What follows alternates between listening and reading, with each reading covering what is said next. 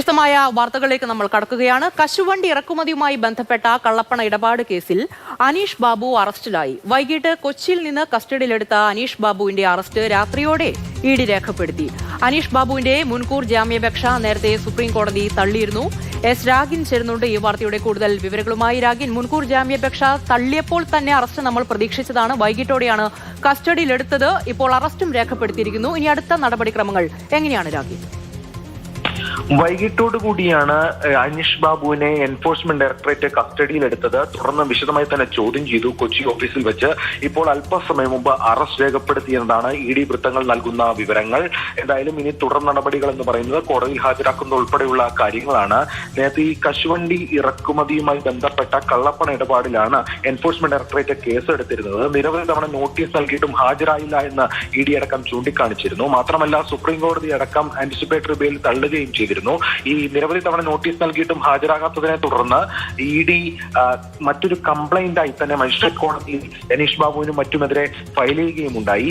ഇതിൽ ഇടയ്ക്ക് ഉണ്ടായിട്ടുള്ള സംഭവവികാസങ്ങൾ എന്ന് പറയുന്നത് ഈ ഇ ഡി ഉദ്യോഗസ്ഥർക്കെതിരെ ഈ കേസ് ഒതുക്കാൻ കൈക്കൂലി വാങ്ങിയെന്ന ആരോപണവുമായി രംഗത്ത് വന്നത് അനീഷ് ബാബു ആയിരുന്നു.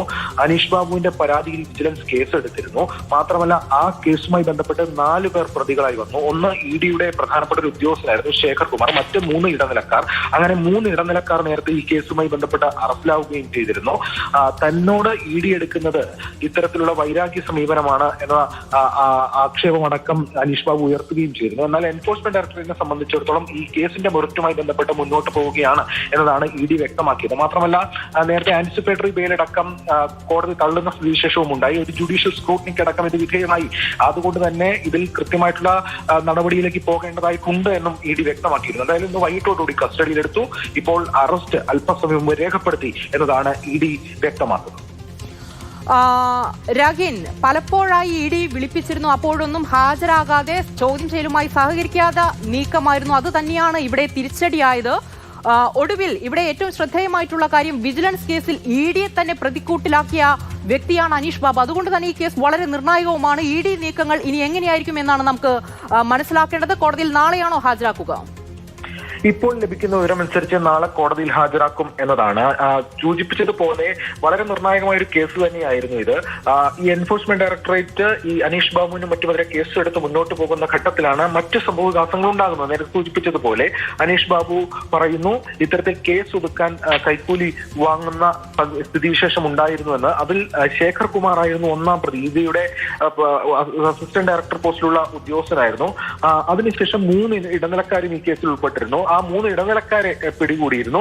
അതിലൊരു ചാർട്ടേഡ് അക്കൗണ്ടന്റ് ഉൾപ്പെടെയുള്ള ആളും ഉണ്ടായിരുന്നു. അങ്ങനെ അതിനൊക്കെ ശേഷം പിന്നീട് ഇ ഡി ഈ ശേഖർ കുമാർ എന്ന് പറയുന്ന ഉദ്യോഗസ്ഥനെ സ്ഥലം മാറ്റുകയാണ് ചെയ്തത്. ആ കേസ് അങ്ങനെ നിൽക്കുന്ന ഘട്ടത്തിലും ഈ ശേഖർ കുമാറിന്റെ അറസ്റ്റ് വിജിലൻസ് രേഖപ്പെടുത്തിയിരുന്നില്ല. ഇത് മുന്നോട്ട് പോകുന്ന ഘട്ടത്തിലാണ് ഈ കേസുമായി ബന്ധപ്പെട്ടുകൊണ്ട് ഇ ഡി രജിസ്റ്റർ ചെയ്ത കേസുമായി ബന്ധപ്പെട്ട് നടപടിക്രമങ്ങൾ ത്വരിതപ്പെടുത്തിയത്. അങ്ങനെ കശുവണ്ടി ഇറക്കുമതിയിലെ കള്ളപ്പണ കേസിൽ അങ്ങനെ അനീഷ് ബാബുവിനെ കസ്റ്റഡിയിലെടുത്തിരിക്കുകയാണ്. കസ്റ്റഡിയിൽ വൈകിട്ടെടുത്തു. ഇപ്പോൾ അറസ്റ്റ് കൂടി രേഖപ്പെടുത്തിയതിനുള്ള ലേറ്റസ്റ്റ് അപ്ഡേറ്റ് ആണ് എസ് രാഗിൻ കൊച്ചിയിൽ നിന്ന് പങ്കുവച്ചത്.